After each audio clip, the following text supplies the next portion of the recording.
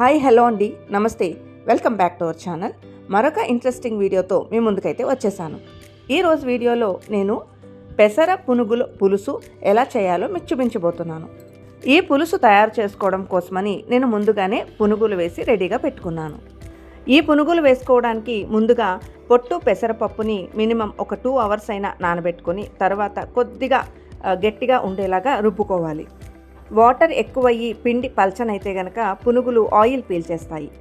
తర్వాత ఆ పిండిని కొద్దిగా తీసుకుని పునుగుల్లాగా ఆయిల్లో డీప్ ఫ్రై చేసుకోవాలి.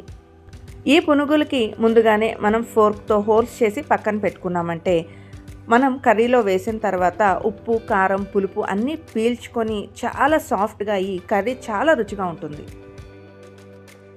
దీనికోసం ముందుగా మనం స్టవ్ మీద కడాయి పెట్టుకొని సరిపడా ఆయిల్ వేసుకొని అందులోకి మనం ఉల్లిపాయ ముక్కలు యాడ్ చేసుకోవాలి. ఆనియన్స్ ఫ్రై అవుతూ ఉన్నప్పుడే ఇందులోకి రుచికి సరిపడా సాల్ట్ అలాగే చిటికెడు పసుపు యాడ్ చేసుకోవాలి. ఆనియన్స్ పూర్తిగా ఫ్రై అయ్యి ఇలా బ్రౌన్ కలర్లోకి వచ్చిన తర్వాత ఇందులోకి మనం అల్లం వెల్లుల్లి పేస్ట్ యాడ్ చేసుకోవాలి. అల్లం వెల్లుల్లి కూడా బాగా ఫ్రై అయ్యి పచ్చివాసన పోయిన తర్వాత ఇందులోకి మనం రుచికి సరిపడా కారం అలాగే గరం మసాలా యాడ్ చేసుకోవాలి.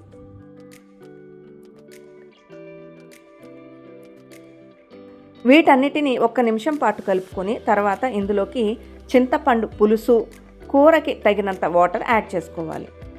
మనకి పులుసు ఏ కన్సిస్టెన్సీలో కావాలో దానికి తగ్గట్టుగా వాటర్ యాడ్ చేసుకోవాలి. పులుసు పల్చగా కావాలంటే ఎక్కువ వాటర్ వేసుకోవాలి, లేదంటే కొద్దిగా తక్కువ వేసుకోవచ్చు. మరుగుతున్న పులుసులోకి మనం ముందుగానే రెడీ చేసి పెట్టుకున్న పునుగులు కూడా వేసుకొని ఒక 10 minutes పాటు ఈ పులుసులో ఉడికించుకోవాలి.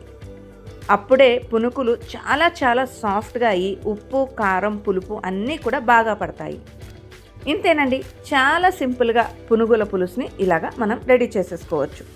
ఇది వండుకొని ఒక అరగంట పాటు పక్కన పెట్టేసుకుంటే పునుగులకి ఉప్పు, కారం, పులుపు అన్నీ పట్టి చాలా రుచిగా ఉంటుంది.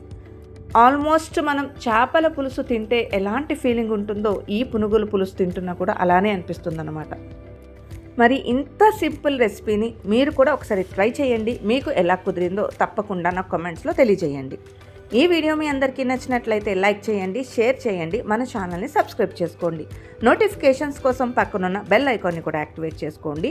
Thanks for watching. Meet you in the next video. Bye.